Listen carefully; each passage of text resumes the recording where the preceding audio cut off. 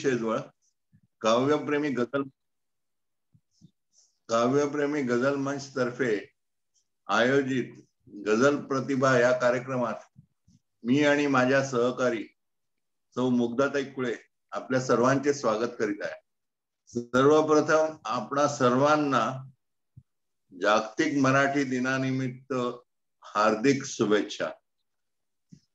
आजचे आपले प्रमुख पाहुणे आहेत मुंबईचे मान्यवर छंद निरीक्षक श्री योगेशजी वैद्य। हा कार्यक्रम आज झूम मीटिंग वर सादर होत आहे आणि तो YouTube वर देखील प्रसारित केला जाणार आहे। आमचे सहकारी हुबळीचे श्री संतोषजी गुरुहोशूर यांनी या कार्यक्रमासाठी तांत्रिक सहाय्य केलेलं आहे। तर सर्वप्रथम मी त्यांचे आभार मानतो की त्यांनी लास्ट मिनिट आम्हाला या सर्व ह्याच्यात मदत केली। संतोषजी आपले मनपूर्वक आभार। मी काव्यप्रेमी गझल मंचचे आमचे अध्यक्ष श्री विजय जोशी सरांना विनंती करतो की त्यांनी संस्थेचा थोडा अल्प परिचय करून द्यावा आणि आम्हाला आशीर्वाद द्यावे। आपल्या प्रथेप्रमाणे राज्याध्यक्ष आनंद घोडके सर आणि कालिदास सर हे उद्बोधन करतात, पण आज ते उपस्थित नसल्यामुळे आपण जोशी सरांना हे करायला सांगूया। जोशी सर, आपण संस्थेबद्दल थोडंसं सांगावं आणि आम्हाला आशीर्वादही द्या। धन्यवाद। नक्कीच। उपस्थित सर्व मान्यवरांचं आजच्या गझल प्रतिभा या मुलाखत काव्यप्रेमी शिक्षक मंच ही रजिस्टर संस्था आहे। सुरुवातीला शिक्षक साहित्यिक यांनी एकत्र येऊन 2016 साली ही संस्था स्थापन केली। आज 4 वर्ष झाली। जवळपास 350 सभासद आजीव सभासद या संस्थेचे आहेत आणि कविता आणि साहित्य याचा प्रचार आणि प्रसार करत ही संस्था जोमाने कार्यरत आहे। मला सांगायला अभिमान वाटतो, काव्यप्रेमी शिक्षक मंच रजिस्टर संस्थेचे आज महाराष्ट्रातल्या सर्व जिल्ह्यांमध्ये शाखा आहेत। त्याशिवाय मध्य प्रदेश, गुजरात आणि गोवा या राज्यांमध्ये शाखा आहेत। या संस्थेचे अध्यक्ष म्हणजे आपले माननीय श्री आनंदजी घोडके सर आणि राज्य सचिव कालिदासजी चौडेकर सर यांच्या मार्गदर्शनाखाली संस्था कार्यरत असते। या संस्थेमध्येच काही उपशाखा आहेत। एक म्हणजे आपली ही काव्यप्रेमी गझल मंच शाखा आहे, तशीच काव्यप्रेमीची व्याकरण शाखा आहे, काव्यप्रेमीची हिंदी शाखा सुद्धा आहे। आपली जी काव्यप्रेमी गझल मंच ही शाखा आहे याचा अध्यक्ष या नात्याने मी आपणा सर्वांचं स्वागत करतो। वृत्तबद्ध कविता आणि गझल यांचं नवोदितांना मार्गदर्शन करणे, गझलसाठी त्यांना व्यासपीठ मिळवून देणे आणि गझलचा, कविता या प्रकाराचा आणि गझलचा प्रचार आणि प्रसार करणे या मूळ उद्देशाने काव्यप्रेमी गझल मंचची स्थापना करण्यात आली। आज 1.5 वर्ष होत आहे। यामध्ये आपण वेगवेगळे उपक्रम राबवतो। सुरुवातीला आपण वृत्तबद्ध कवितांची कार्यशाळा घेतली, त्यातून बरेच सभासद वृत्तांमध्ये कविता लिहू लागले। त्यानंतर आपण गझलची कार्यशाळा घेतली आणि मला सांगायला अभिमान वाटतो, आज समूहामध्ये 250 गझल लिहिणारे नवोदित आणि काही ज्येष्ठ श्रेष्ठ गझलकारही या समूहामध्ये आहेत। या समूहामध्ये गझलचा प्रचार आणि प्रसार होण्यासाठी आपण वेगवेगळे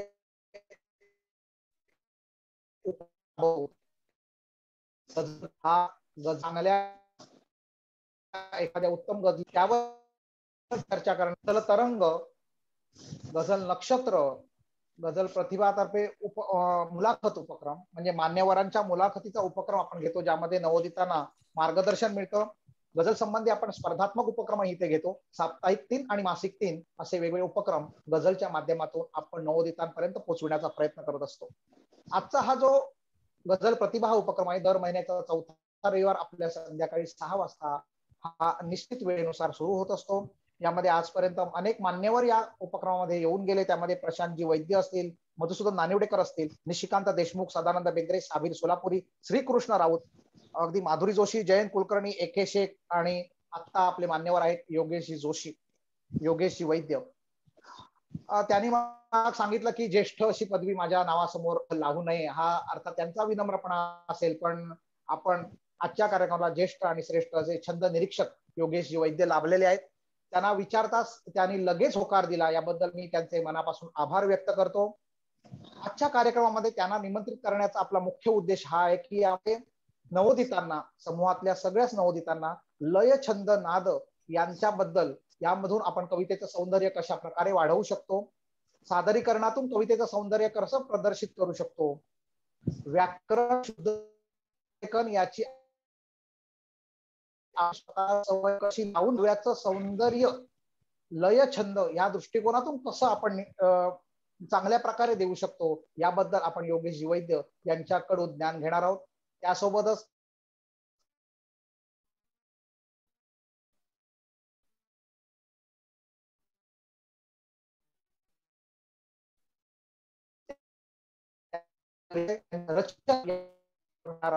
बोलणार नाही, आपण सुरुवात करू. त्यांना विनंती करतो आणि माझे 2 शब्द थांबवतो. धन्यवाद. धन्यवाद जोशी सर. मुग्धाताई, आनंद सर आणि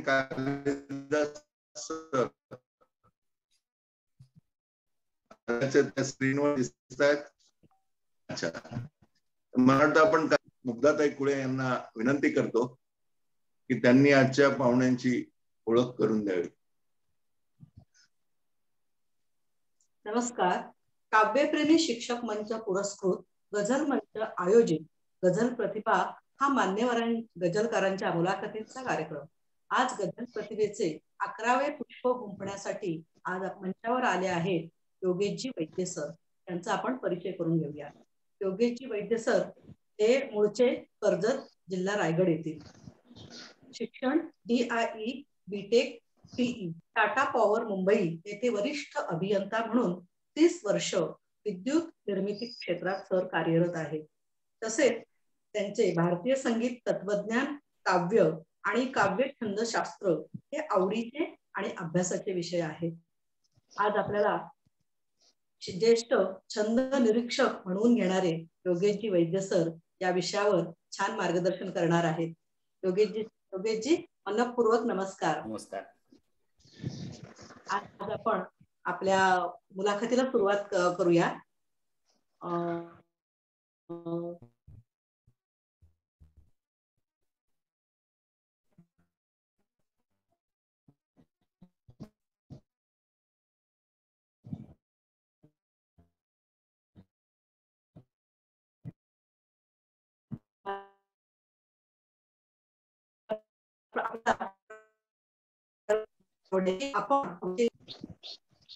नमस्कार. प्रथम सगळ्यांना जागतिक मराठी गौरव दिनाच्या शुभेच्छा. काव्यप्रेमी शिक्षक मंच यांचे मनपूर्वक आभार. तसं पाहिलं ना तर उपयुक्ततेच्या दृष्टीनं छंद हे स्मृती आणि गयतीशी निगडीत आहे. म्हणजे कसं होतं की लयीवर गुणगुणलं ना की आपल्याला कवितेचं वाचन आणि लेखन दोन्ही सुलभ होतं. अक्षराचा, शब्दाचा एक नाद असतो आणि उच्चारण काळानुसार जर लयीचा विचार केला तर नादाची एक आकृती तयार होते आणि छंदाचा संबंध या आकृतीशी आहे. भामहानी म्हटलंय की शब्दार्थो सहितौ काव्यम, आणि विश्वनाथानं त्याच्या जागी अर्थाच्या जागी रस म्हटलंय. वाक्यम रसात्मकम काव्यम, म्हणजे शरीर शब्द किंवा वाक्य आहे आणि आत्मा अर्थ किंवा रस आहे. आपला जो विषय आहे तो छंद लयीचं शास्त्र असल्यामुळे काव्याच्या शरीराशी संबंधित आहे. म्हणजे कसं माध्यम म्हणून गाण्यात जसा स्वर असतो ना तसा इथे नाद, भाषिक नाद असतो. स्वर व्यंजन, वर्ण म्हणजे स्वर व्यंजन यांचा नाद असतो आणि यांची जी बोधगेय म्हणजे बोध होतो ज्याचा, अशी नादाकृती म्हणजे छंद.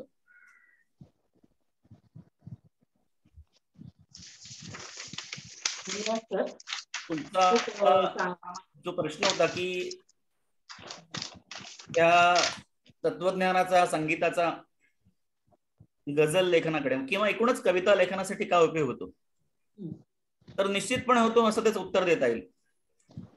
तत्वज्ञानाचं कसं होतं पहा की देह, आत्मा, सृष्टी, ब्रह्म हे तत्वज्ञानातले संकल्पनात्मक शब्द आहेत आणि कवितेत ना ते फार वरवरचे आणि ढोबळ पद्धतीने येऊ शकतात. कसं की राधा, मीरा जनाबाई या फार सरदोपटपणे येतात, पण त्या येऊ नयेत. जर थोडी तत्वज्ञानाची, थोडी अभ्यासाची पार्श्वभूमी असेल तर ह्या खूप चांगल्या पद्धतीने, योग्य पद्धतीने येऊ शकतात आणि त्या ठसतात दीर्घकाळ. म्हणजे साधारणतः आपण बघतो की राधा या प्रतिमा वापरल्या जातात वेगवेगळ्या पद्धतीने, पण राधा शेवटी निर्गुणाशी संबंधित आहे, मीरा सगुणाशी संबंधित आहे. तिच्याविषयी गिरीधर मोहन असेल आणि जनाबाईचे विठ्ठल, ती विठ्ठल नामामध्ये रमलेली आहे. त्यामुळे तसे ते सुसंगत असायला हवे. या दृष्टीने तत्वज्ञानाचा उपयोग कवितेमध्ये होतो. संगीताबद्दल जर म्हटलं, म्हणजे रागसंगीताबद्दल म्हटलं, ज्याला कला संगीत असा एक फार छान शब्द आहे, म्हणजे शास्त्रीय संगीतापेक्षा संगीत म्हणणं जास्त येतात, पण त्याच्यात लागणारे स्वर लगाव किंवा त्याचा गायनाचा काल, सकाळी का संध्याकाळी का दुपारी, हे जर सुसंगत असेल कवितेतल्या प्रतिमांशी तर ती अधिक ठसते, अधिक योग्य होते, दीर्घकाळ टिकते. कारण जर फॅशनेबल पद्धतीने वापरलं तर ती थोडा वेळ परिणाम करते, पण जसजशी वाचकांची सुद्धा एक प्रकारची प्रगती होत असते आकलनाची, त्याच्यामध्ये हा दीर्घकाळ त्याचा इम्पॅक्ट होतो. अतिशय योग्य पद्धतीने या प्रतिमा वापरल्या पाहिजेत. हे आपल्याला म्हणजे मी बोलतोय तर तुम्हाला लक्षात आलं असेल, आपण गाणी तुम्हाला आठवत असतील, भटांनी श्वास तुझा मालकम स्पर्श तुझा पारिजात हे वापरलंय. रात्रीचा श्वास आहे आणि सकाळचा स्पर्श आहे, हे भटांना संगीताचं जाण असल्यामुळे हे आलेलं आहे, हे लक्षात आहे. या दृष्टीने या गोष्टी, या अभ्यासाचे विषय असल्यामुळे या गोष्टी म्हणजे सावध असतो मी. म्हणजे सोपं तर कान टवकारलेले असतात माझे, असे शब्द आले की कवितेमध्ये. खूप छान, असं म्हणता येईल. म्हणजे संगीत, तत्वज्ञान याचा सुरेख मेळ आपल्या लेखनामध्ये बघायला मिळतो. आम्हाला आपल्या रचना ऐकायला नक्की आवडणार आहे. आम्हाला कोणती रचना ऐकवणार आहात प्लीज, आपल्याकडूनच ऐकायला आवडेल. गजल अशी आहे की शिकलो म्हणजे वाचतो असे मुळीच नाही. शिकलो म्हणजे वाचतो, वाचन संस्कृतीशी संबंध आहे थेट. शिकलो म्हणजे वाचतो असे मुळीच नाही, म्हणून आम्ही नवे निरक्षर उगीच नाही.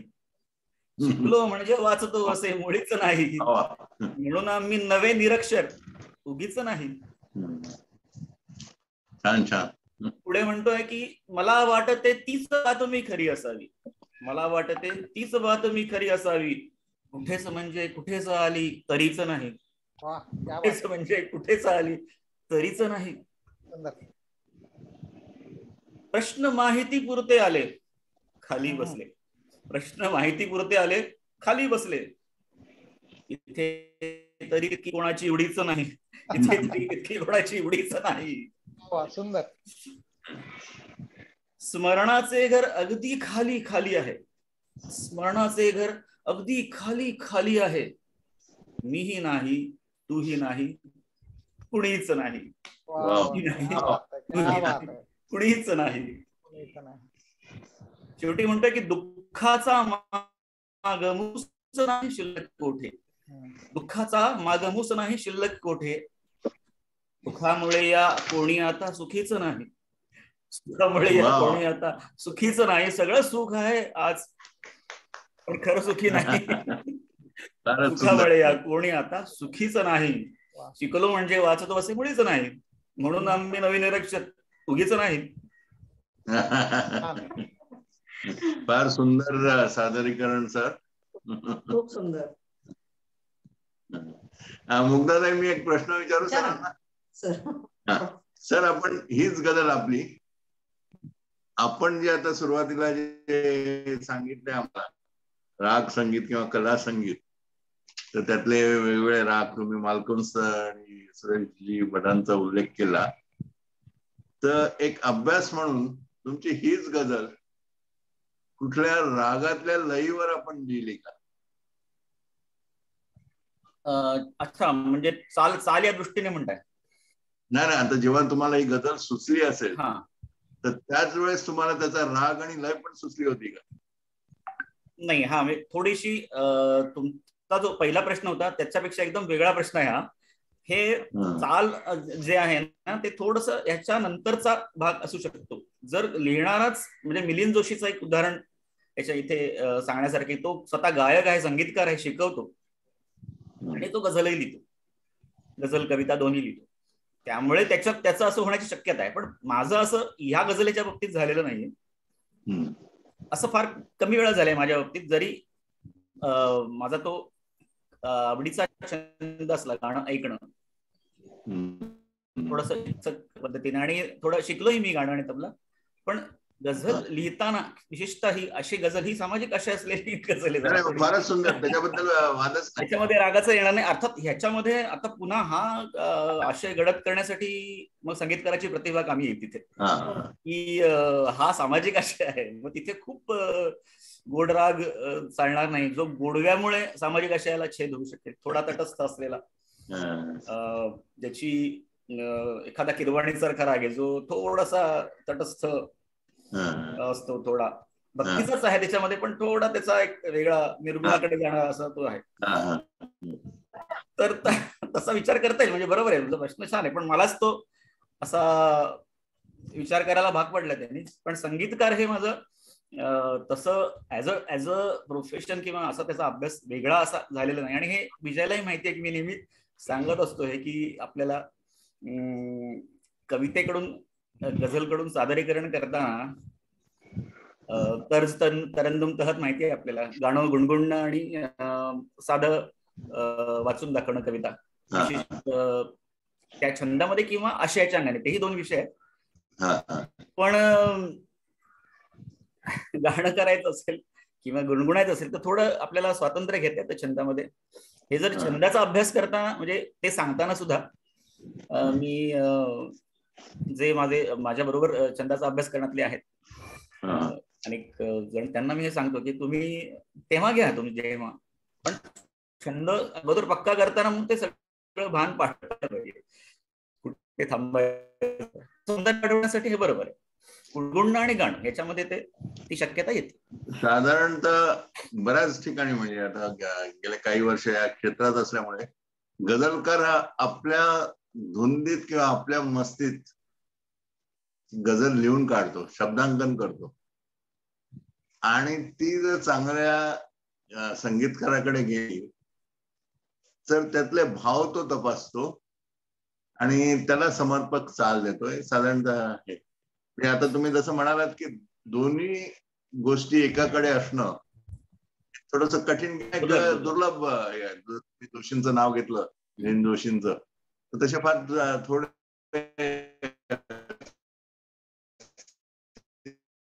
पण साधारणतः गझल तयार होते, जसे केव्हा तरी पहाटे वगैरे. तर इथे आणखी एक जो प्रश्न आहे की छंद किंवा एक आपण जे म्हणतो ना की एक समजा अनल ज्वाला मधली गझल आहे, आता 8-8-8चे 3 झाले, तर कधी 5-3 किंवा 3-5 असे आपले असते. आता एक जातेस कुठे 5 आणि 3 आहे.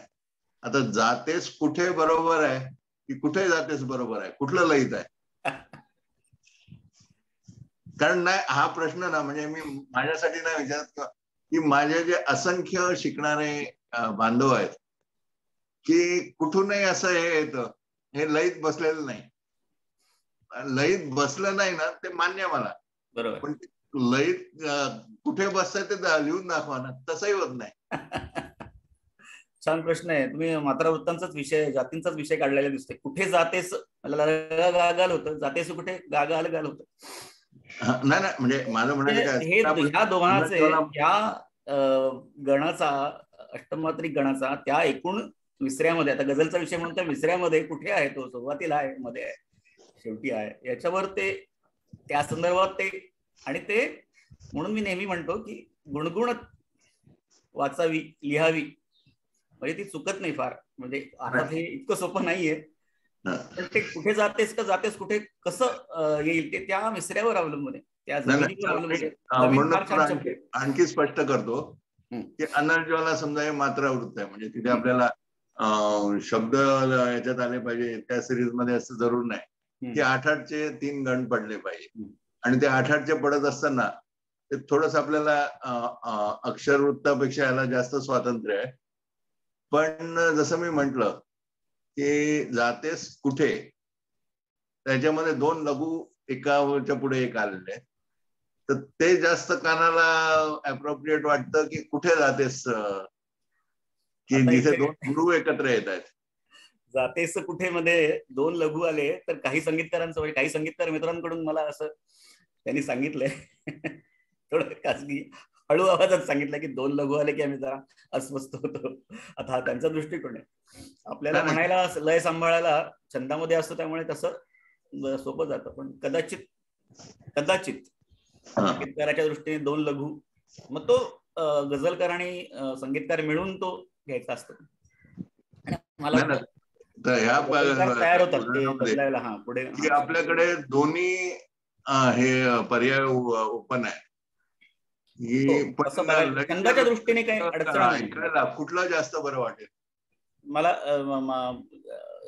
जातेस कुठे असं वाटतंय. पण जातेस कुठे मध्ये कसं तो सुरुवातीचा तो जातेस कुठे हा तुम्हाला आद्य तालकपूर्व गण सुद्धा मिळू शकतो. त्यामुळे एक वेगळी असं अनलज्वालामध्ये नाही, पण त्यामुळे माझ्या असं म्हणजे तुम्हाला सांगता सांगता असं लक्षात आलं की थोडं आद्य तालकपूर्व असतात माझ्या काही रचना. म्हणजे अवसान सोडून पुढे अशी सुरुवात होते. पहिली टाळी जावर पडत नाही, तेवर पडते. विजयला कळते म्हणजे बहुतेक मी काय म्हणतोय ते.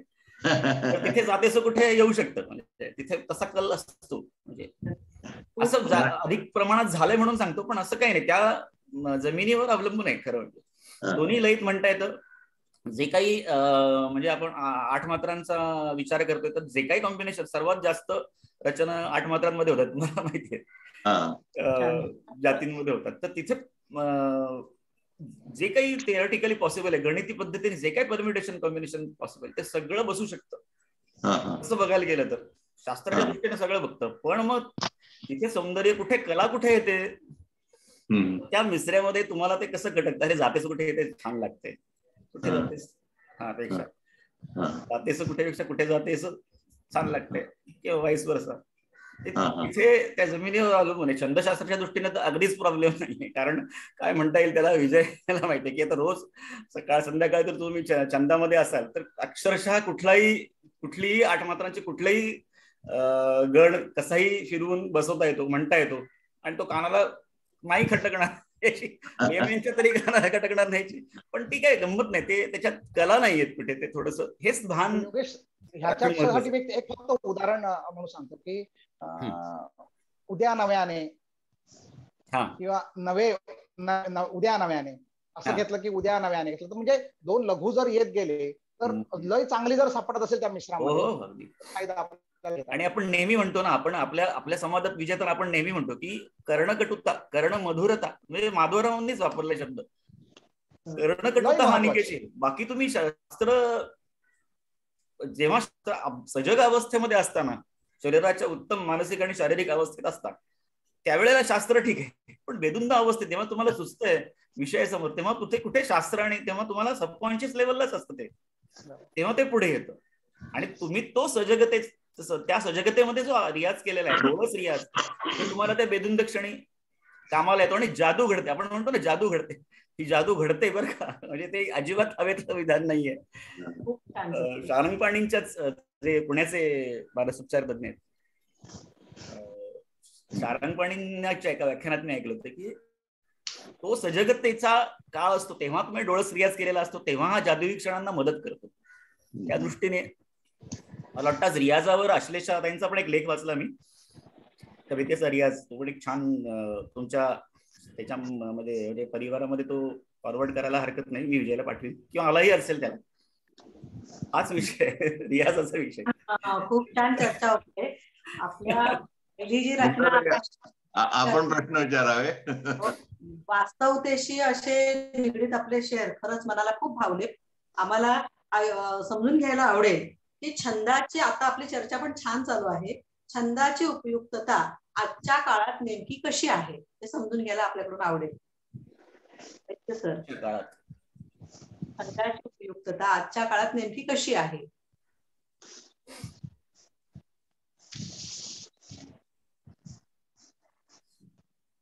हॅलो, प्रश्न हा फार छान आहे तुमच्या. तुम्ही म्हणजे आजच्या काळात हे फार महत्वाचं आहे, कारण हे पुढे जायला हवं म्हणून हा प्रश्न फार महत्वाचा आहे. कसं असतं ना, मला नेहमी वाटतं की 4 प्रकारचे असतात कवी छंदाच्या दृष्टीने. लईन धडपडणारे असतात, ते खूप प्रयत्न करतात, ऐकतात, वेगवेगळे प्रभाव असतात त्यांच्यावर. दुसरे असतात लयीशी नातं सांगणारे, येत असतं त्यांना, शिकलेलं नसतात, पण त्यांची एक अंगभूत लय असते आणि ते थोड्याफार प्रमाणात ऑलरेडी असतात ते छंदामध्ये. आणि जर थोडं समजून घेतलं तर ते लिहू शकतात ते बऱ्यापैकी. थोडस इकडे तिकडे त्यांचं काटेकोरपणा राहत नाही, पण लिहितात चांगले. आणि नंतर असतात ते लयीत खेळू शकणारे, ज्यांचा अभ्यासच असतो, व्युत्पन्न असतात, त्यांचा शब्दसंग्रहही चांगला असतो. तर आणि चौथे असतात मान्यवर, ते सगळं शास्त्र पचवून वेगळंच लिहून जातात आणि मग त्याचं पुन्हा शास्त्र होतं. म्हणजे कला आणि शास्त्र हा जो, कला पुढे आणि शास्त्र त्याच्या मागे, ते इतकं छान लिहून जातात की हे घ्यावंसं वाटतं शास्त्रकारांना, हे घेऊया आता आणि ह्याची एक नवीन काहीतरी संकल्पना, मग त्याला एखादं संकल्पनेचं नाव देतात. पण हे पहिले जे असतात धडपडणारे, त्यांनी करावं, त्यांना आपण शुभेच्छा द्याव्या. पण जर त्यांनीच विचार करावा की हे धडपडणंच राहत असेल तर मग जरा विचार करावा, आपण आनंद घेऊ शकतो ना. आणि मी नेहमी म्हणतो, विजयला माहितीये की कविता लिहिणं हे दुय्यम आहे, ती समजणं हे प्राथमिक आहे. लिहिणं हा तुम्ही एक प्रकारे थोडस ढोबळमानाने बोलतो की बाय प्रोडक्टच समजा, खरं म्हणजे मुद्दा समजून सांगण्यासाठी मी म्हणतोय असं की ते लिहिता येणं हा बाय प्रोडक्ट आहे. थोडीशी त्याला एक घेऊन येतो हे म्हणता येईल. तसं लय तर घेऊनच येतो, म्हणजे लय, काही लोक इतके लयीमध्ये छान नसतात, दोन्ही सरावाने जमतं. पण ते थोडे धडपडणारे, त्यांना थोडस आपण म्हणूया की तुम्ही आजच्या काळात म्हटलं तर तसे ते असतात. पण प्रत्येकाला ह्या पायऱ्या आहेत 4, त्या प्रत्येकाला आपापल्या, म्हणजे शेवटची पायरी म्हणत नाही मी पायरी, पण अगोदरच्या 3 पायऱ्या त्या प्रत्येकाला ते वर सरकण्याची शक्यता असते, तशी मुभा असते आपल्याकडे. आणि मग हुकूमत येणं म्हणतो ना आपण नेहमी, की काय हुकूमत आहे, ते हुकूमत म्हणजे हेच आहे की ते केलं तरी छान लागतं, त्यांचं चुकले तरी छान लागतं. त्याला एक फार छान दबीर सर नेहमी शब्द होतं की ऐब सुंदर आहे. ऐब म्हणजे एक त्रुटी म्हणतात त्याला. तो ऐब हा सुद्धा गोड लागतो. पण हे सगळं नंतरच आहे, कारण आपण म्हणतो ना की छंद हे साधन आहे, शेवटी आपल्याला आशय हेच साध्य आहे आपलं. छंद हे मीडियम आहे. त्यामुळे नक्की आपण त्यांना शुभेच्छा देऊयाच आजच्या या निमित्तानं. आणि हे मीडियम तर छानच वापरते सगळे. विजय तर हे आहेच, म्हणजे संपर्क एवढा इतका सगळ्या लोकांशी जोडून आहे. तर या मीडियममुळे तसं आता काही म्हणजे म्हणता येणार नाही की कोणाला छंदापासून कोणी वंचित वगैरे, असं आता काही शक्यता कमी आहे तशी. म्हणजे सांगणारे लोक आहेत, उपलब्ध तर बरंच आहे. आम्ही पण नेटवरनच घेतलं ना सगळं, कुठे अवेलेबल आहेत पुढचं जुने ग्रंथ वगैरे. त्यामुळे काहीच हे नाही. आपल्याला नक्की शुभेच्छा आहेत. आणि सोपं करून, काल मी पुण्याला एका कार्यक्रमाला गेलो होतो, प्रकाशन समारंभ होतो, तेही तुम्ही शेअर केलं असेलच. कविता कला आणि शास्त्र, उत्तबद्ध कविता कला आणि शास्त्र, वर्षा कुलकर्णी यांचा ग्रंथरूप एक प्रकाशन झालंय त्याचं. त्यांनी सांगितलं की खूप छान पद्धतीने समजावून सांगतात त्या. मलाही खूप बरं वाटलं की इतक्या लोकांना त्यांनी हे जोडलंय. म्हणजे मुक्त छंदात लिहिणाऱ्या ज्येष्ठ साहित्य कवयित्रींना त्यांनी छंदाची गोडी लावली, म्हणजे केवढं कॉन्ट्रीब्युशन आहे. खूप छान, खूप छान. नक्कीच आपल्या चर्चेतून खूप छान आम्हाला माहिती मिळते. खरंच आहे, जरी किती काय छंद वृत्त असलं तरी आशय पण तितकाच महत्वाचा आहे, हेच आहे त्यातून लक्षात येतं. आम्हाला एखादी रचना ऐकायला नक्की आवडेल सर, पुढची रचना आम्हाला ऐकवावी.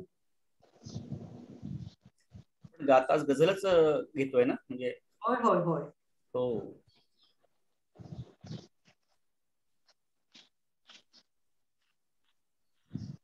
नकोसे वाटणारे फक्त मागे सोडणे सुंदर.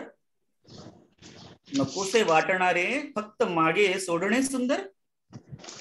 पुन्हा विसरून सारे की तुझे हे चालणे सुंदर. नकोसे वाटणारे फक्त मागे सोडणे सुंदर. पुन्हा विसरून सारे की तुझे हे चालणे सुंदर. कुणालाही तुझे हे पाहणे एकाच नजरेने. कुणालाही तुझे हे पाहणे एकाच नजरेने. नवल नाहीच कानाला रुचावे बोलणे सुंदर. नवल नाहीच कानाला रुचावे बोलणे सुंदर. प्रसंगी वादही संवाद तू हमखास करतेसच. प्रसंगी वादही संवाद तू हमखास करतेसच. हव्याशा आपल्या विषयाकडेही आणणे सुंदर. हव्याशा आपल्या विषयाकडेही आणणे सुंदर.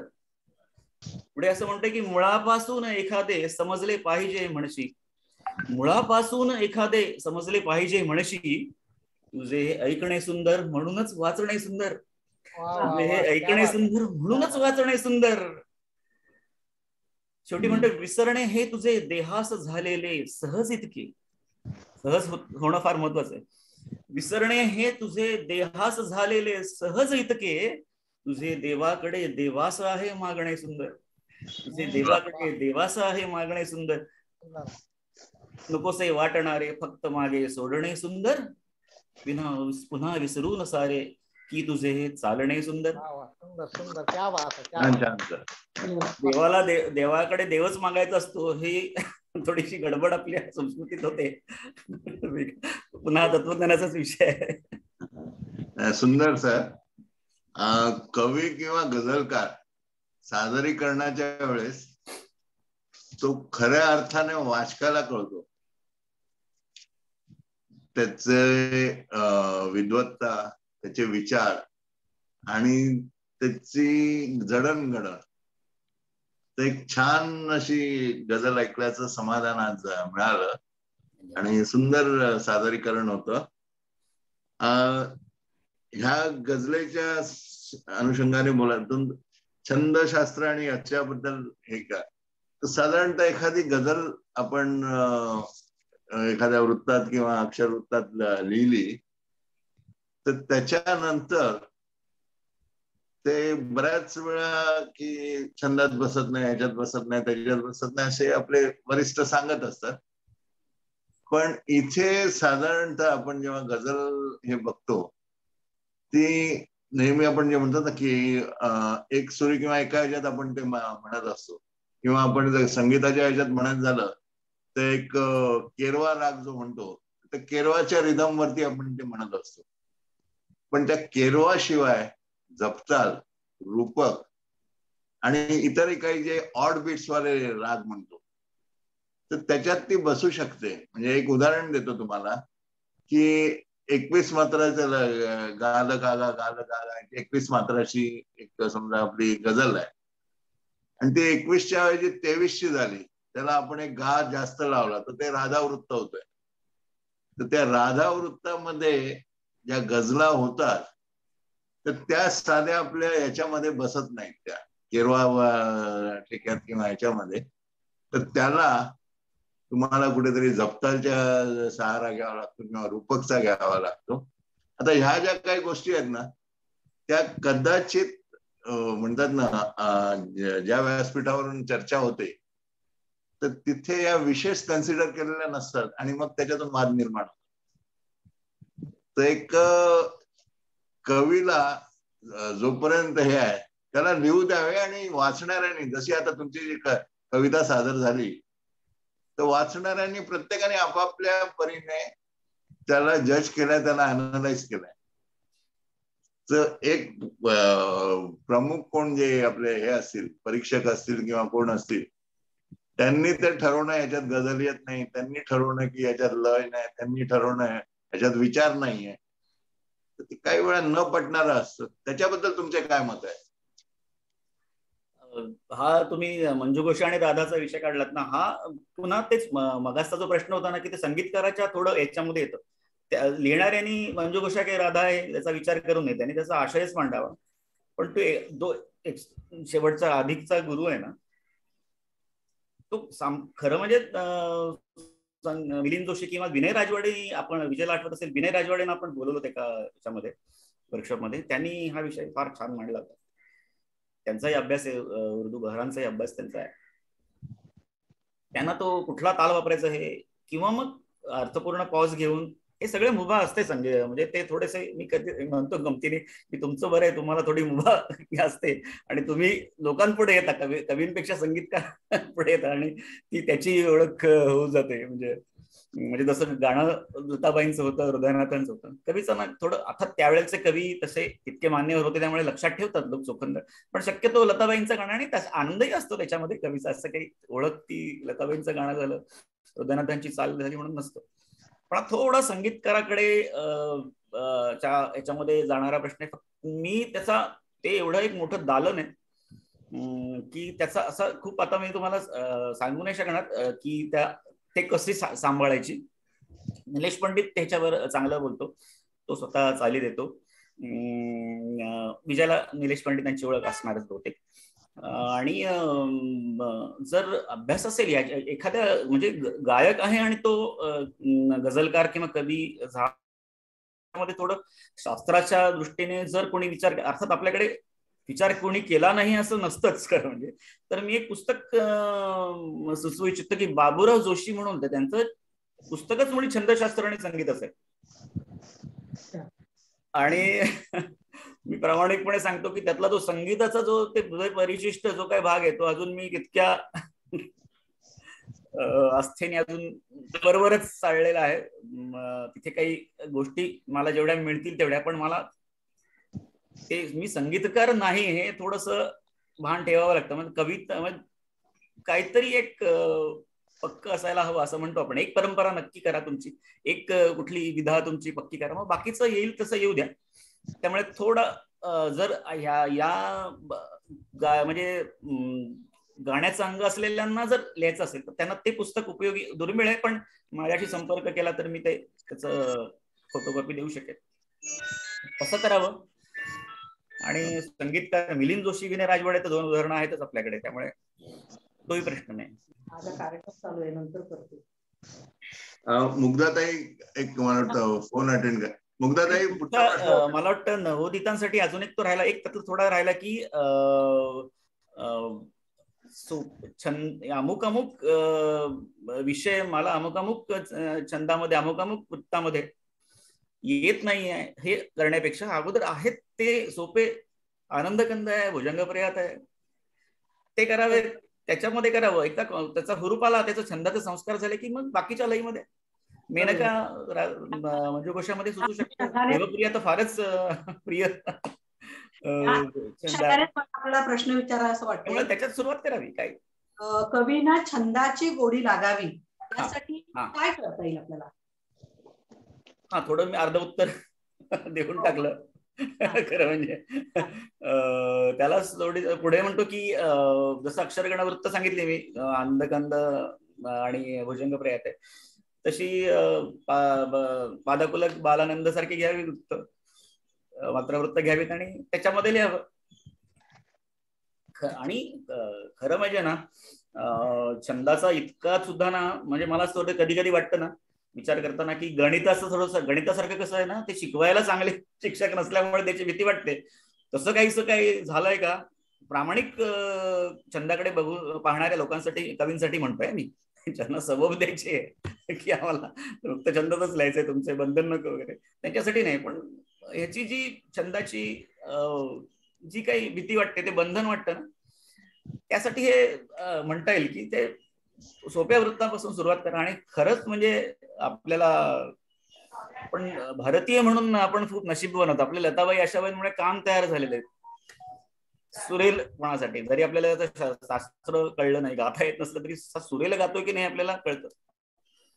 तसं छंदाचं आताच्या पिढीला थोड्या त्या चाली कवितांच्या माहिती नसल्यामुळे, पण आहे आपल्याकडे उपलब्ध आहे आणि मीडियम आहेत आपल्याकडे, भरपूर आपण वापरू शकतो. त्यामुळे तो छंदाचा संस्कार करून घेतला तर जमतं. आणि दुसरं म्हणजे ना, खरं म्हणजे नेहमी डबीर सर, साधारणतः जी डबीर सर नेहमी आम्ही म्हणताना हा एक विषय असतो की आपण किती योगेश छंदाविषयी बोलतोय, आपण कधी बोलणार आशयाविषयी. छंदाच्या चर्चा जातात. म्हणजे हे सुद्धा सूचक आहे. त्यांनाही हे जाणवतं की आता आपल्याला कमीत कमी छंदाची हजारो छंद आहेत, अक्षरशः हजारो छंद आहेत. तर आपली आशयाशी जास्त हा शब्द की हा कसा वाटेल तो शब्द इथे चर्चा राहिली पाहिजे. म्हणजे नवोदितांना ना सुरुवातीला होईल कविता आणि गझल यातला फरकच लक्षात नाही, कवितेसारखंच लिहितात, तसे शब्द लिहितात. म्हणजे हे सांगता येईल जसं सोपे छंद वापरा तसं हेही सांगता येईल की कवितात्मक शब्द वापरू नका. जे कवितेसाठी म्हणून जे तयार केलेले आहेत तयाचे बदला वगैरे हे जरा कमी वापरा. हे मला वाटतं डॉक्टर स्नेहल कुलकर्णींनी खूप एक छान लेख लिहिला होता, तोही तुम्हाला पोचवला असेलच विजयनी. तोही मला आता आठवतो येईल या निमित्ताने. खूप छान त्यांनी ह्याच्यावर मार्गदर्शन केलं होतं. आणि मुख्य म्हणजे ना गझल सांगायचं तर ती म्हणीचा एक तुम्हाला एक मला मभा सरांनी सांगितलं होतं की म्हण असते ना त्याच्यामध्ये एक लय असते आणि ती संवादी असते. तर म्हणीचा एक दृष्टांत लक्षात ठेवायला हरकत नाही की म्हणीसारखी गझल आपल्याला मिसरा आला पाहिजे. गोलाचीच गडी गोलाचाच भात, नंतर शोधा त्याचं काय करायचं. पण म्हणजे ह्या आणि पोचताना लगेच जर तो मिसरा आला एखादा आणि काय हरकत आहे, आपण ऋणनिर्देश करावं की हे म्हणीवर आधारित आहे, काय येऊ दे ना. म्हण जर तुमची आली तर हे एक सांगता येईल. आणि मुख्य म्हणजे सुदैवाने आता उपलब्ध आहे, म्हणजे भटांचा म्हणजे ते करणारच, म्हणजे त्या सगळे प्रेमात गझलच्या भटांमुळेच पडतात. पण वैभव जोशी आहे, सतीश दराडे आहे, जस प्रातिनिधिक 2 नावं सांगितली, माझे आवडते म्हणून सांगितले, पण जे चांगले आहेत ते तुमच्या परिचित गझल लिहू शकणाऱ्यांना विचारा, त्यांच्या गझल वाचा, त्यांच्या गझलचा अभ्यास करा. आहेच एकदम शास्त्राकडे आणि असं इतकं पण याचा भाऊ करायची गरज नाही. लघुगुरू पासून सुरुवात करा, सोपे छंद अगोदर हे करा आणि कविता आणि याचा थोडासा फरक करायला हळूहळू शिका. म्हणजे बाकी ते म्हणतात ना कवितेमध्ये, म्हणजे पु ल देशपांडेंचं ते कविता ही वृत्त नसून वृत्ती आहे आणि त्याच्यामध्ये एक छान निवृत्ती आहे, हे जे म्हटले ते जरा थोडा त्याला वेळ लागतो याला. म्हणजे नाट्य, तटस्थ भाव, विरोधाभास, उपरोध, मीपणा कमी करून असा विचार करून किंवा वेदना बटबटीत न करता सूचक, हे आहेत मार्गदर्शक काही तत्व आहेत. पण ते एकदम असं येणार नाही. पण हे लक्षात ठेवावं सबकॉन्शियस लेवलला पाहिजे त्यासाठी, आणि ते करावं. म्हणजे अगदी सगळ्यांनी काय भाकरी आता असे घाव करणारे मित्र सगळ्यांनाच मिळतात असं नाही, पुढाऱ्यांवर असतात. तर तुम्हाला एखादा पुढारी चांगलं काम करणार असेल तर उत्तर प्रदेशमध्ये त्याला जर लिहावीशी वाटली तर काय हरकत नाहीये. म्हणजे चांगलं काम करते तशी लिहावी, अगदी काय नकारात्मक असायला पाहिजे. भट्टांनी तर फुलं आणि नक्षत्र, फुलं, चंद्रतारे जरा कमी करा, भाकरीवर लिहा. ते सुद्धा काही वर्ष की भाकरी, हा पण एक आहे की जे चंद्रतारे भाकरी तुमच्या पद्धतीने त्याची ट्रीटमेंट वेगळी असू दे, काहीच हरकत नाही. पण एवढं तरी सांगता येईल नवोदितांना की प्रेमात पडला तर प्रेमात पडणं आणि मोहात पडणं हेच फरक कळत नाही. मोहात पडतात आणि मोहात पडणं म्हणजे पटकन कार्यक्रम मिळायला हवेत, निमंत्रण यायला हवेत. पण प्रेमात पडलं किंवा तुमची जबाबदारी येते, अभ्यास करण्याची येते, 4 लोकांना विचारण्याची जबाबदारी येते, तुम्ही पुस्तकं घेता, चर्चा करता. हे खरं प्रेमात पडणे, प्रेम प्यार निभाना वगैरे तसे शब्द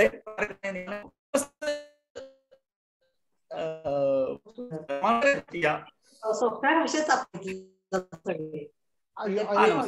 प्रश्न विचारू शकतो या अनुषंगाने की तू छान उदाहरण तुम्ही दिलं की छंदाचा बाहू करू नये. ठीक आहे, नवोदित शिकत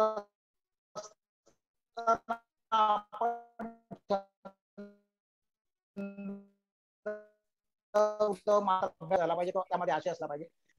थोडस इकडे वेगळा प्रकारचा प्रश्न असू शकेल, पण तरी पण आम्हाला जाणून घ्यायची किंवा नवोदितांना समजून घेण्यासाठी मी हा प्रश्न विचारतो की सोपं लिहावं असं आपण नेहमी म्हणतो, पण सोपं लिहिणं ही तेवढंच अवघड आहे.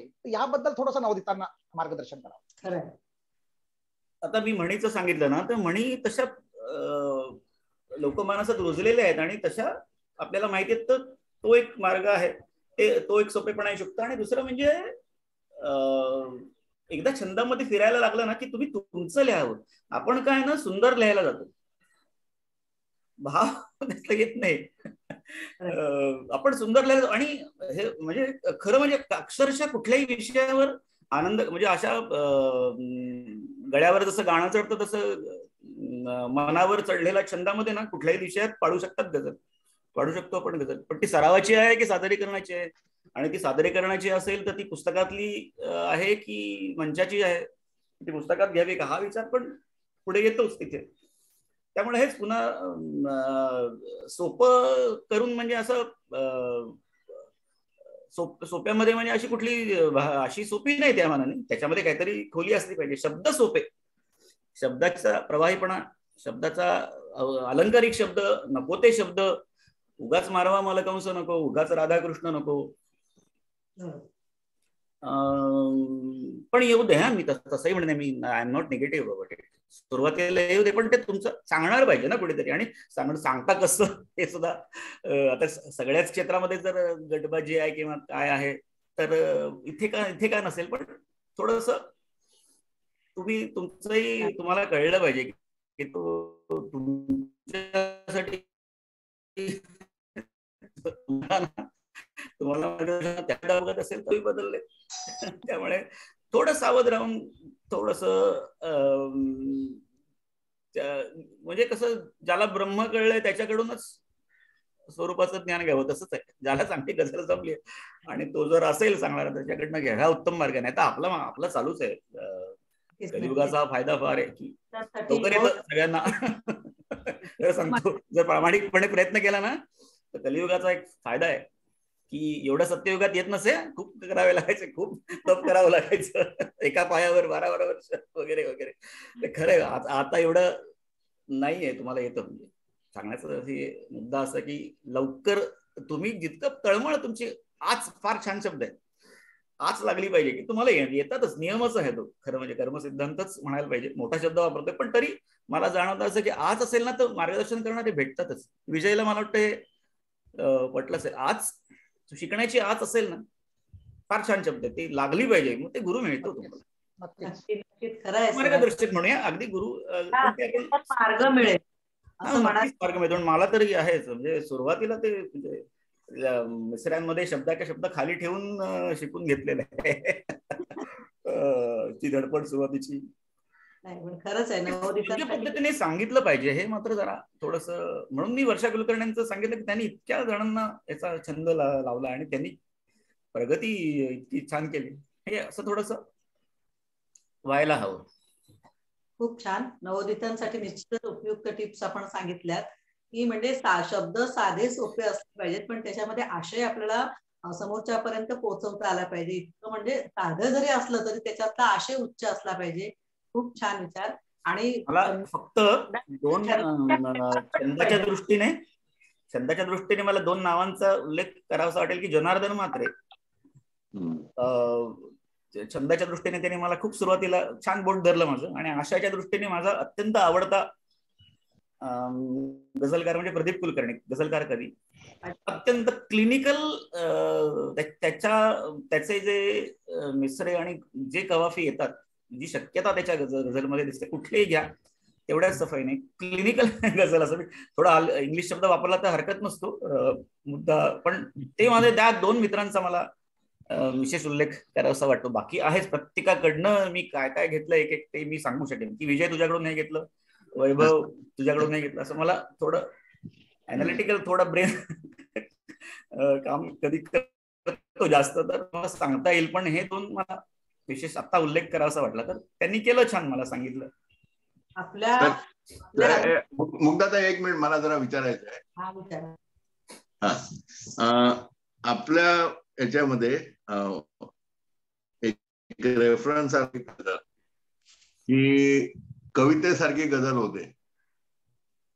आता हे नेमकं काय होतं, आणि एक प्रत्येक शेड सेपरेट पाहिजे, त्याच्यात प्रदीप काफिया आणि अहमद जुळणी पाहिजे, विचार पाहिजे, गझलियत पाहिजे, तर सगळं म्हणजे बऱ्याच नवशिक्यांना माहित आहे.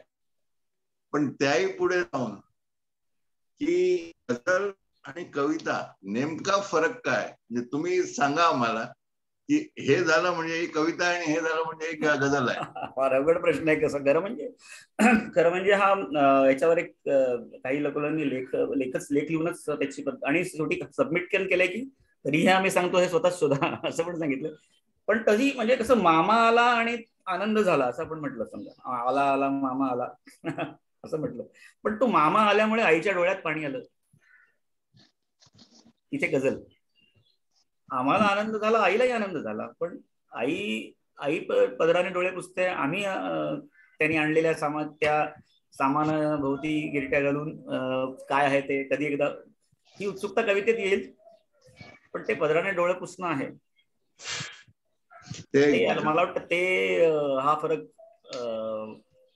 मला वाटतं हा डबीर सरांनीच सांगितलं होतं, विजय, मला वाटतं वर्कशॉप मध्ये आपल्या डोंबिवलीच्या आनंद होणं ही कविता आहे, पण पदराने डोळे पुसणं ही गझल आहे.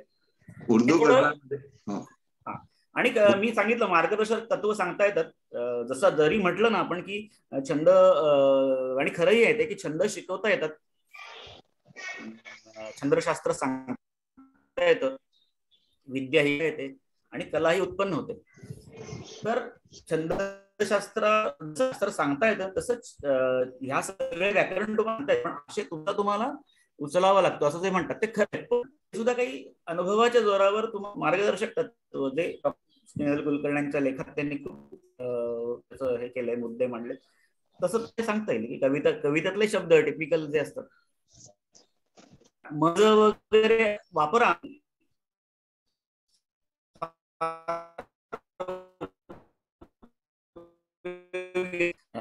पण त्याच्यापेक्षा वेगळा आता तोच आशेट असतो, कारण इथे मिल्कमेड आहे हो, मिल्कमेडची ती कंडेन्स्ड आणि ते त्याची एक मजा आहे, निरसा दुधाची मजा आहे, पण कंडेन्स्ड मिल्क असल्यामुळे 2 ओळीत मध्येच सांगायचं असल्यामुळे हे फार लक्षात ठेवणं महत्वाचं आहे. हे तत्व आहेत मार्गदर्शक, आणि मग हळूहळू लक्षात येतं, म्हणजे एका विशिष्ट पातळीपर्यंत प्रगती निश्चित होते.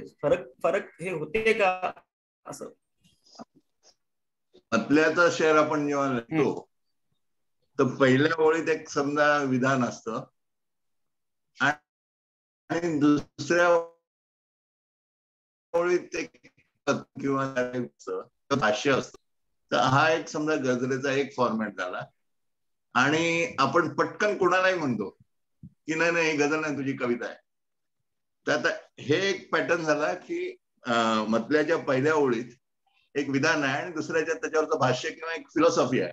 तर हाच एक पॅटर्न झाला. पण गझल जेव्हा आपण बोलतो किंवा सुरेश भट किंवा एक गझलची बाराखडी या पुस्तकाचा जेव्हा अभ्यास करतो, तर हा एक गझलचा पॅटर्न झाला. दुसरा जो पॅटर्न आहे हा सवाल जवाब टाईपचा आहे, की पहिली ओळ नायिका म्हणते आणि दुसरा नायक उत्तर देतो, किंवा पहिली ओळ नायक म्हणतो आणि दुसरी नायिका उत्तर देते.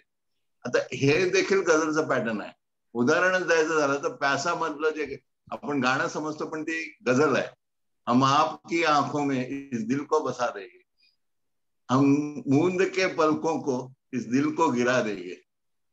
एवढे म्हणजे गाजलेलं हे, पण ते गझल फॉर्मॅट आहे. आता हा गझल फॉर्मॅट जर समजा माझ्या याच्यात आलाय, काव्यात किंवा गझलेत आलाय, त्याला कविता म्हणणं चुकीचं ठरेल असं माझं म्हणणं आहे. आता ही मी जी गझल कोट केली होती ती सायर साहेबांची गझल आहे, की जी गुरुदत्त साहेबांनी त्यांच्या पुस्तकातून घेतली होती. त्या फिल्मच्या सिच्युएशन साठी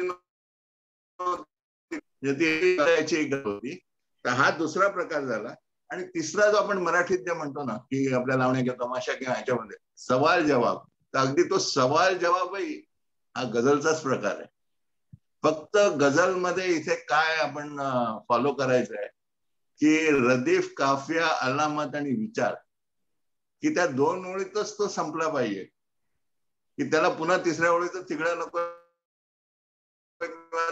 पुढच्या जाऊन अर्थ काढायला. तर ह्या काही गोष्टी ना या आपल्यासारख्या वरिष्ठांकडून याच्यावरचं मार्गदर्शन असेल तर आम्हा नवोदितांना ते उपयोगी पडेल.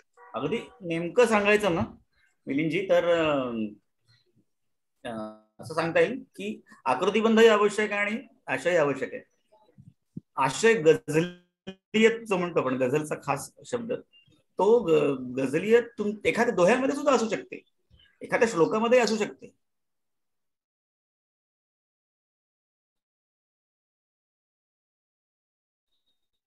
पण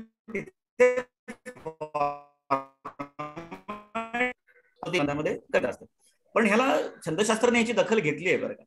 जर मुसलसल भाव गझल असेल ना, एकच भाव आणि मुसलसल जी त्याची व्याख्याच आहे सिलसिला, तर त्याला गीतिका म्हणता येईल, जी थोडी कवितेच्या काव्यात्मक शब्द असतात पण गझलचं असतं, आणि त्याच्यामध्ये असतंही सूचक, ही जी काय नाट्य विरोधाभास तुम्ही जे निकष लावू शकतो आपण ते लावतात. पण मग त्याला गीतिका म्हणणं जास्त योग्य आहे. गझलच आहे पण तुम्ही गीतिका म्हणा. हे राम पंडित सरांनी हे खूप छान सांगितलं. मुसलसल भाव गझल ला तुम्ही गीतिका म्हणा.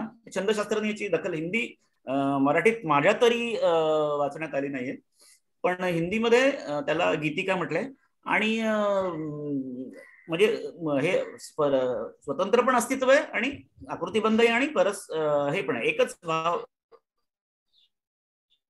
सिलसिलेवर आहे. आणि त्यांनी मग त्याला जर नसेल असं समजा एकावर एक अवलंबून राहावं लागलं असेल, स्वतंत्र आहे, आकृतीबंध आहे, बाकी रदीफ काफिया जमीनचे सगळं आहे. आणि तसं पाहायला गेलं तर गझलचं सुद्धा त्याला आहे एक त्याचा काही त्याच्यामध्ये आहे, पोटेन्शियली आहे. पण जर अवलंबून असेल, एकच स्वतंत्रता हा जर मिसिंग असेल ना, त्याला अनुगीतिका अशी दखल घेतली आहे छंदशास्त्राने. मग गीतिका म्हणू शकतो आपण, जी पण ती गझल सुद्धा होऊ शकते, ही त्याला गीतिका म्हणा. स्वतंत्रपणे स्वतंत्र अस्तित्व न सांगणारी अनुगीतिका म्हणा, हे आहे. आणि गझल तर आहेच आहे. पुन्हा तिन्ही विधांमध्ये छंद आपला विषय आहे. छंद सुटता कामा नये, कारण इनएव्हिटेबल आहे तो छंद. हा पोचणारी एखादा, अरे एखाद्या आफ्रिकन माणसाने अरे this is appealing to me, this rhythm is appealing to me असं म्हणेल. कारण हे तालच आहेत ना, छंद आहेत ना, हे इनएव्हिटेबल आहेत तसे.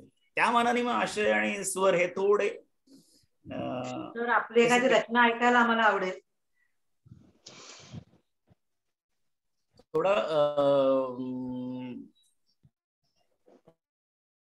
ह्याची पुसदची जी आहे, तिने एक बाईपणावर एक छान गझल लिहिली होती. पण ती ह्या गझलेचं श्रेय तिला देतो.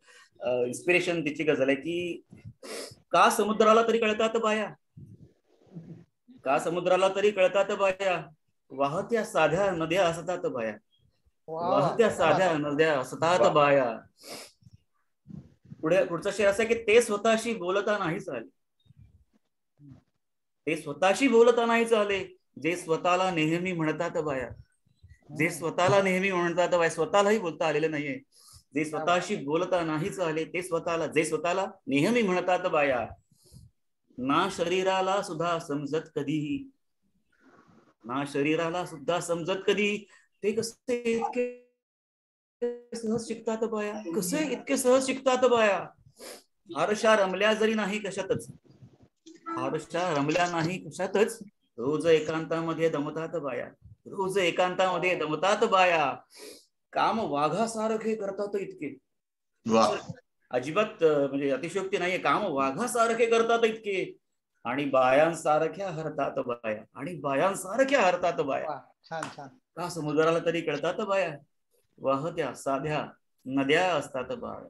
हे नद्यांचं जी प्रतिमा आहे ती तिने छान वापरली आहे. पण इन्स्पिरेशन आणि अशाच आशयाची अजय कांडर सरांची मुक्तछंदातली एक छान कविता जी अभ्यासक्रमामध्ये आहे. म्हणजे जर असेल पाणी वारायला जातात तेव्हा एखादा शेर आठवत असेल तर ऐकव, म्हणजे आठवत असेल तर मुक्तछंदातली मुक्त. हा म्हणजे हा अर्थात तो विषय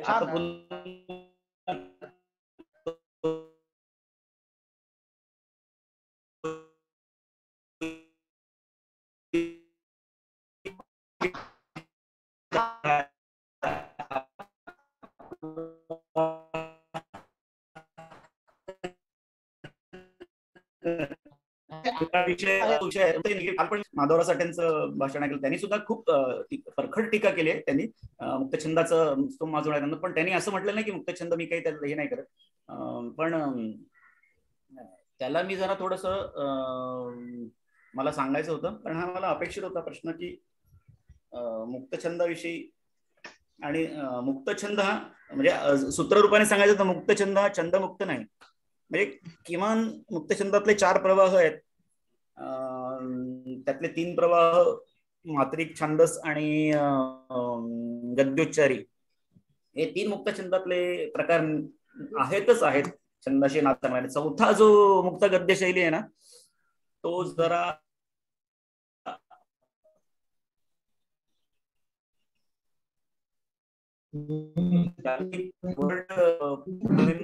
कविता इथे आपण आपल्याला जरी लय ही प्राणभूत आहे कवितेशी, तरी ते आपल्याला तिचाही स्वीकार करायला पाहिजे, कारण जागतिक कवितेने ती छंद अजिबात नसलेली कविता म्हणून स्वीकारली. पण ज्या 4 प्रकारापैकी 3 तर निश्चितच छंदाशी नातं सांगू नये.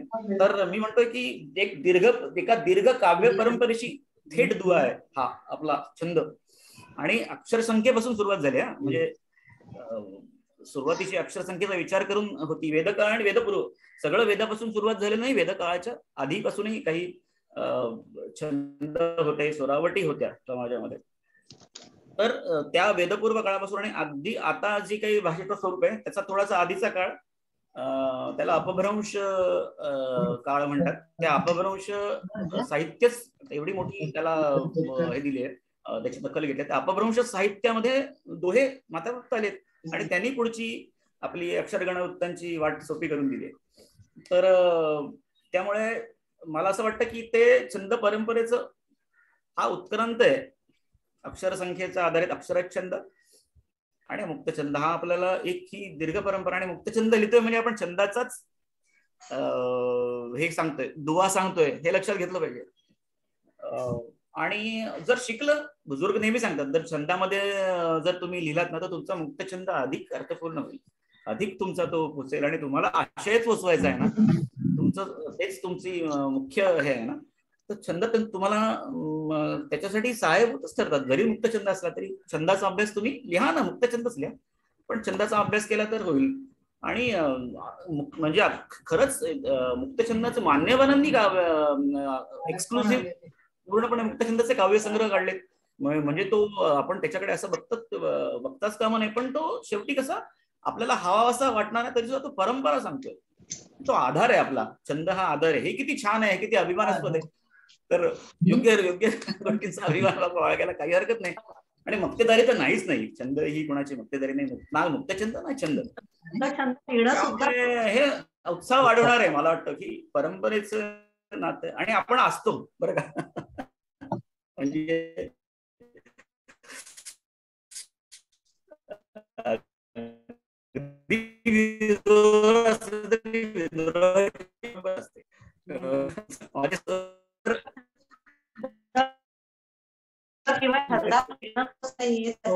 आपल्याकडे दुर्दैवाने किंवा सुदैवाने ते असं माझं अशोक म्हणायचं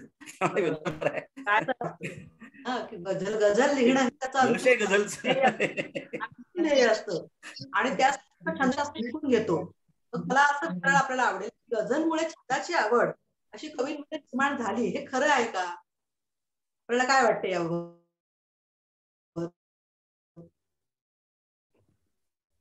अगदी म्हणजे निश्चित पण अनिवार्यता आहे ना त्यामध्ये, कृतीबंधामध्येच मागणी आहे. त्यामुळे मग ते प्रेमात पडलं तर मध्ये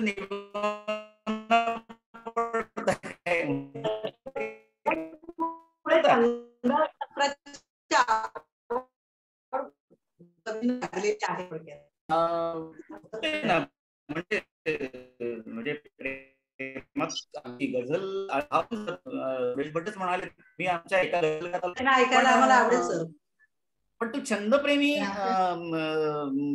कवीला ना ते गझल आवडेल तसं का नाही. असंही माझे काही कवी मित्र मैत्रिणी त्यांना गझल नाही ठीक आहे, आपण आपल्याला ओळखणं महत्वाचं. हा, तुम्हाला एखादी कविता ऐकवायची का? एक गझल होऊ दे. गझलच हवे. अच्छा, बरं बरं. जरा मी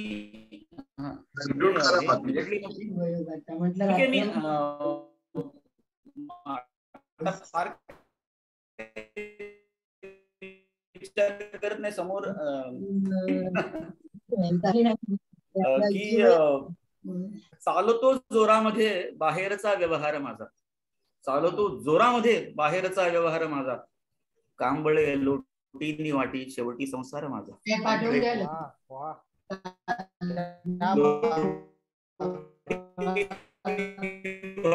शेवटी संसार माझा,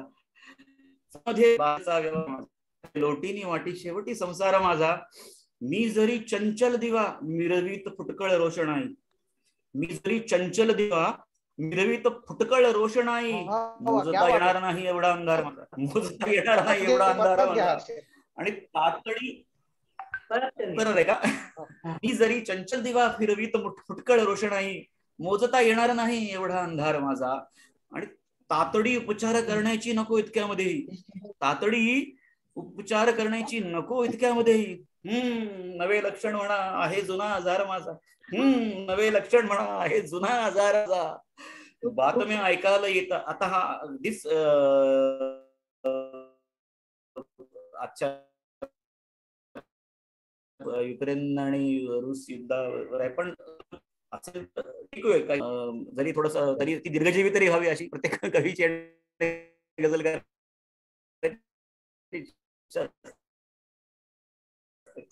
तर बातम्या ऐकायला येतात युद्धाच्या कशाही, आजही होतो सुशिक्षित घाबर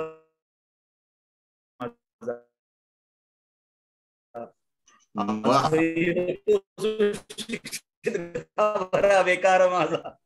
आणि शेवटचा फायद्यासाठीच नाही सांगतो लोकांना, फायद्यासाठीच नाही सांगतो लोकांमध्ये मी, फायद्यासाठीच आहे हा सुद्धा माझा, फायद्यासाठीच आहे हा सुद्धा.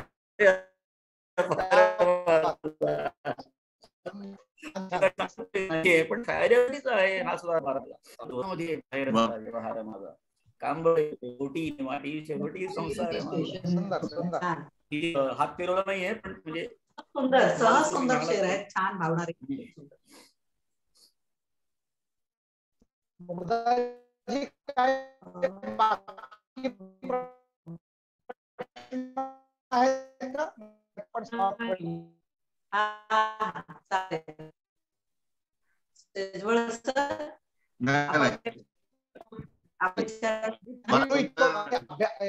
म्हणजे मी मगासपासून एक मला सांगायचं होतं इथे थोडा, तू विचार इथे अजून एक करता येईल ना. एक आपण झेंडूची फुले असं विडंबन चांगले, मला वाटतं धेंड्यांचं आलं होतं का एक त्याच्या म्हणजे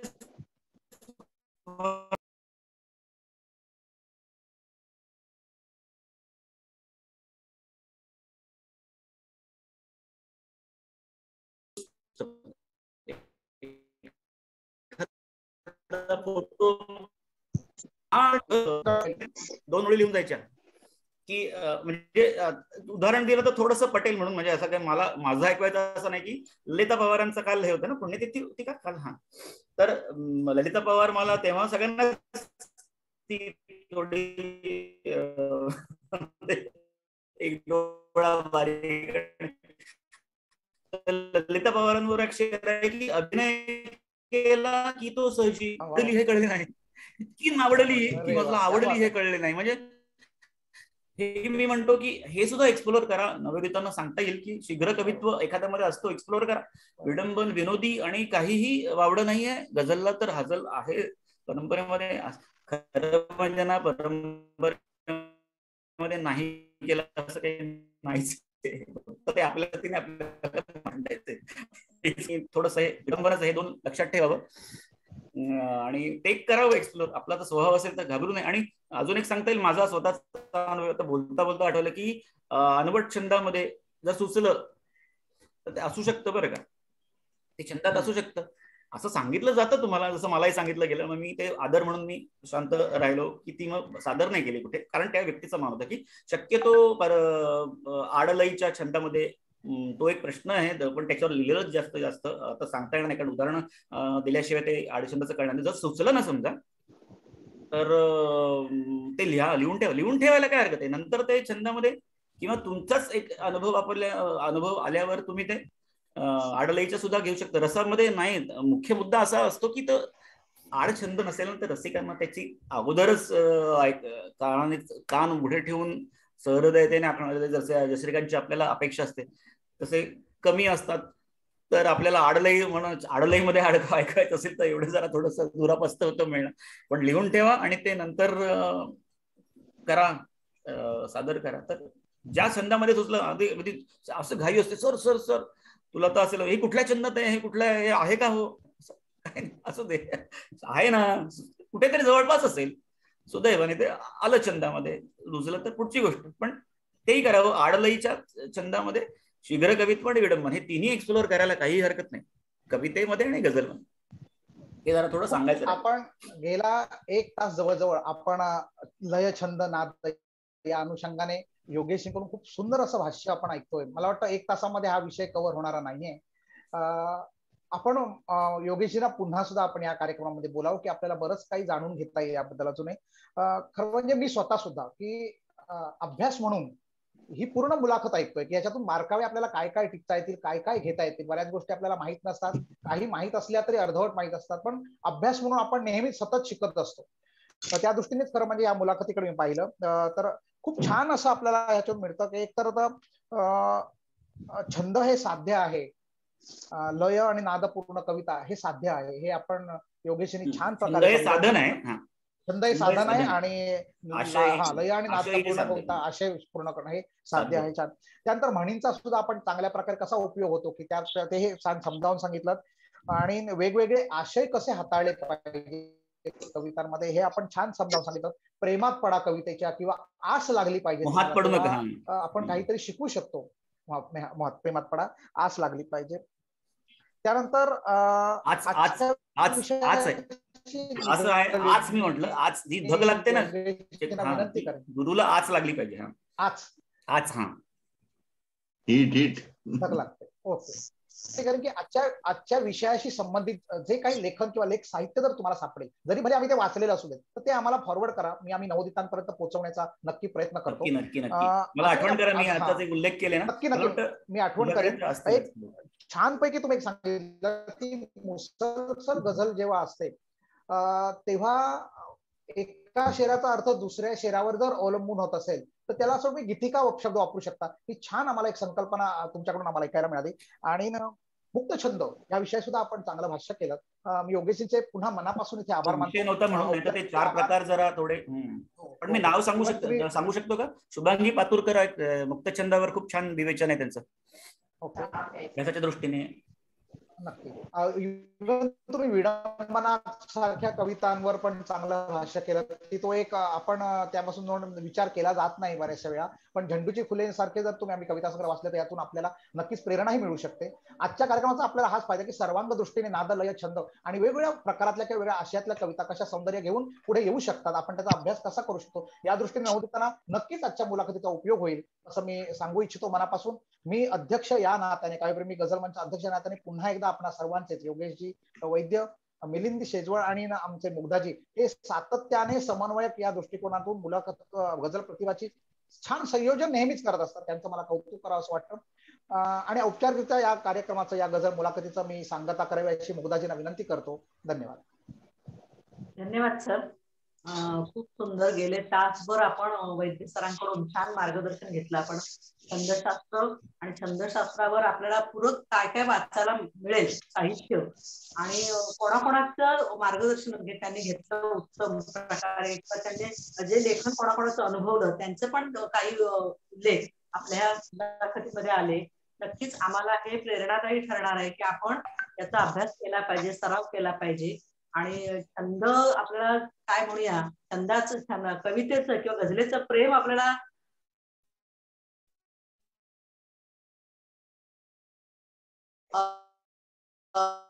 प्रेम निर्माण झालं पाहिजे आणि त्याची आस लागली पाहिजे. खूप सुंदर. आमच्या संपूर्ण काव्यप्रेमी मंच आणि इतर सगळे जे काव्य रसिक असे सगळे जे मुलाखत आपले ऐकतात त्या सगळ्यांनी ह्या सगळ्यात छान आनंद घेतला. आपण इथे आमच्या काव्यप्रेमी गझल मंचच्या मंचावर येऊन छान आम्हाला आज सुसंवाद साधला. त्यासाठी आमच्या गझल मंचाकडून आपले मनपूर्वक धन्यवाद.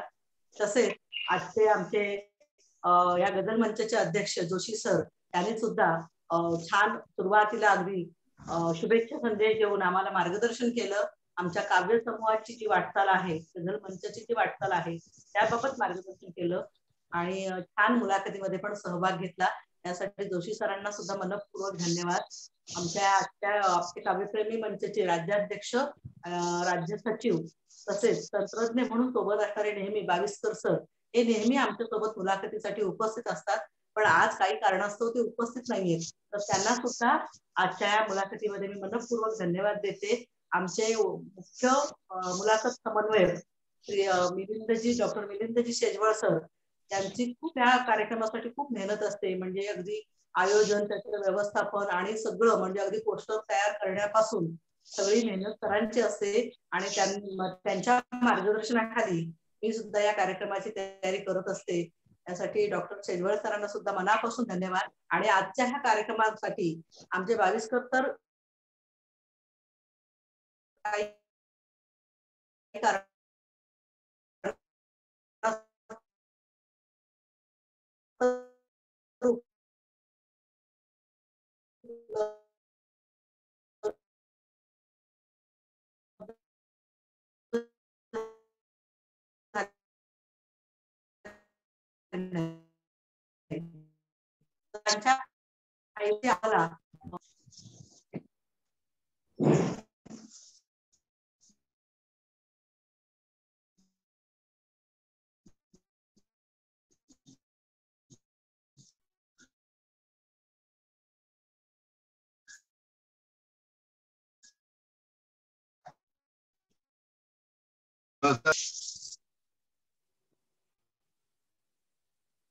आयडिया